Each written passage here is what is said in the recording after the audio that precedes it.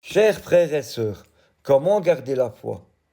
1 Timothée chapitre 4 verset 16 nous exhorte à garder la foi. Veille sur toi-même et sur ton enseignement, mais y de la persévérance, car en agissant ainsi, tu te sauveras toi-même ainsi que ceux qui t'écoutent. Lorsque Paul a rendu visite aux églises récemment établies en Asie mineure, son objectif était d'affermir les disciples et de les encourager à rester fidèles à la foi. Actes chapitre 14 verset 22. Il fortifiait l'esprit des disciples, les encourageait à persévérer dans la foi et disait, c'est à travers beaucoup de difficultés qu'il nous faut entrer dans le royaume de Dieu. D'autres passages nous invitant à garder la foi sont Hébreux chapitre 12 verset 1. Nous donc aussi, puisque nous sommes entourés d'une si grande nuée de témoins, rejetons tout fardeau et le péché qui nous enveloppe si facilement, et courons avec persévérance l'épreuve qui nous est proposée. Et Éphésiens chapitre 6 verset 13. C'est pourquoi prenez toutes les armes de Dieu, afin de pouvoir résister dans le jour mauvais et tenir ferme après avoir tout surmonté. La Bible nous donne également des conseils sur la manière de le faire.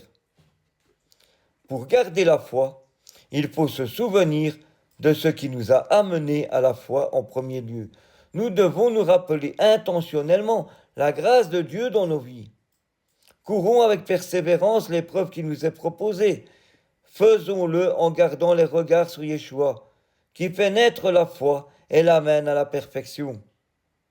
En échange de la joie qui lui était réservée, il a souffert la croix en méprisant la honte qui s'y attachait. Et il s'est assis à la droite du trône de Dieu. Pensez en effet à celui qui a supporté une telle opposition contre lui de la part des pécheurs, afin de ne pas vous laisser abattre par le découragement. En pratique, il s'agit de se rappeler le merveilleux don du salut de Dieu et de suivre l'exemple de notre Sauveur qui a enduré les épreuves de cette vie. Nous devons fixer nos yeux sur Yeshua. Comment garder la foi dans la difficulté? 4 clés essentielles. Dans nos moments d'épreuve, garder la foi peut sembler être un défi insurmontable. Pourtant, c'est précisément dans ces instants que notre relation avec Dieu doit s'ancrer encore plus profondément. J'aimerais vous partager aujourd'hui des enseignements que je pris dans un passage clé du livre des psaumes, qui m'a personnellement encouragé à garder les yeux fixés sur Dieu. Même quand tout autour semble s'écrouler, ces principes sont les fondations mêmes pour rester debout au milieu des tempêtes de la vie. Le passage dont je parle se trouve dans Psaume chapitre 37, versets 17 à 19. L'Éternel soutient les justes. L'Éternel connaît les jours des hommes intègres. Et leur héritage dure à jamais. Ils ne sont pas confondus au temps du malheur, et ils sont rassasiés au jour de la famine. Nous allons examiner ensemble ces 4 vérités puissantes qui peuvent équilibrer notre foi comme les 4 pieds d'une chaise. Oui, imaginez une chaise. Si un pied vient à manquer, vous perdez l'équilibre et vous tombez. C'est la même chose dans notre foi face à l'épreuve. Aujourd'hui, je vous invite à reprendre pied sur ces 4 soutiens solides. 1. L'Éternel est notre soutien infaillible dans la difficulté. Le premier point à retenir dans ce passage, c'est que l'Éternel soutient les justes. Quand la vie nous secoue, quand l'épreuve s'abat sur nous, qui peut réellement nous faire revivre? Qui peut nous offrir un repos profond au cœur du tumulte? C'est Dieu seul.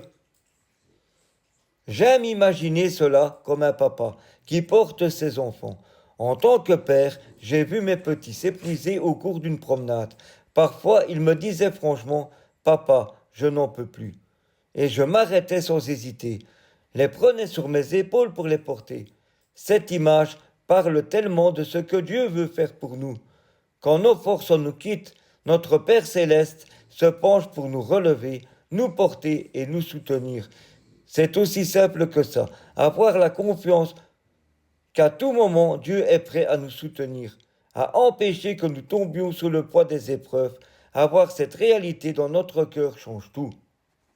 2. Dieu nous connaît intimement. Pourquoi ça change tout dans l'épreuve? Le deuxième principe est tout aussi réconfortant. L'Éternel connaît les jours des hommes intègres. Psaume chapitre 37, verset 18. Cela signifie que Dieu nous connaît personnellement, intimement. Il ne s'agit pas seulement de savoir que Dieu existe ou qu'il est puissant, mais d'entrer dans une relation où Dieu nous connaît profondément. Alors, pourquoi Dieu poserait-il ce regard sur nous? Parce qu'il voit ce que Yeshua accomplit en nous. La grâce de Dieu est merveilleuse. Il regarde non pas ce que nous sommes, mais à ce que Yeshua est devenu en nous, lorsque nous avons accepté son salut. Même si je ne suis pas parfait, je marche chaque jour vers l'intégrité, je combats le mal, je fais des pas perdus. Chaque jour, je reconnais que j'ai besoin d'aide, que je ne peux pas avancer seul dans la foi. En cette connaissance personnelle de Dieu est une source incroyable de paix au cœur de la difficulté. Si vous ne l'avez pas encore fait, je vous encourage à offrir votre vie entière à Yeshua. C'est là que commence la connaissance réelle de Dieu qui soutient. 3. Dieu assure notre paix, même au cœur du malheur. Le troisième encouragement est que ces hommes intègres ne sont pas confondus au temps du malheur. Psaume chapitre 37, verset 19. Dieu ne promet pas d'éliminer les difficultés, mais il nous assure sa paix au cœur de ces moments. Il y a une différence entre être rassuré et être assuré. Être assuré, c'est retrouver la paix après avoir été troublé. Être rassuré, c'est avoir la paix en toutes circonstances, même quand tout semble aller mal. Prenez l'exemple d'une assurance automobile. Vous savez qu'un accident peut arriver, mais vous conduisez sans peur parce que vous êtes assuré. Vous avez la garantie que si un drame se produit, tout sera pris en charge rapidement. La vie est un voyage semblable. Dieu veut que notre foi soit assurée pour ce voyage. Même au jour sombre, même au jour du malheur, le texte ne dit pas que nous ne rencontrerons jamais de malheur, mais que Dieu sera avec nous à chaque étape. Cela change notre regard sur la difficulté. Peu importe ce qui arrive, je ne suis pas seul, je ne suis pas abandonné. Dieu est au contrôle. Cela me donne une force incroyable pour avancer, même quand les troubles viennent. 4. Dieu rassasie notre âme, même dans les moments de famine. Enfin, la dernière vérité du passage est que ces justes sont rassasiés au jour de la famine. Psaume 37, verset 19. Dans une épreuve, nous manquons parfois de paix, de courage, de foi ou même de patience. La difficulté révèle nos faiblesses et nos manques. C'est là que Dieu intervient. Il ne nous laisse pas en état de manque. Il vient remplir ce vide, enrichir notre âme, nous apaiser profondément. La difficulté n'est pas une fin en soi. Elle est un lien, elle est un lieu où Dieu veut venir nous compléter et nous faire grandir.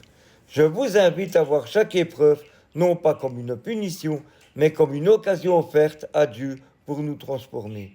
Soyez bénis.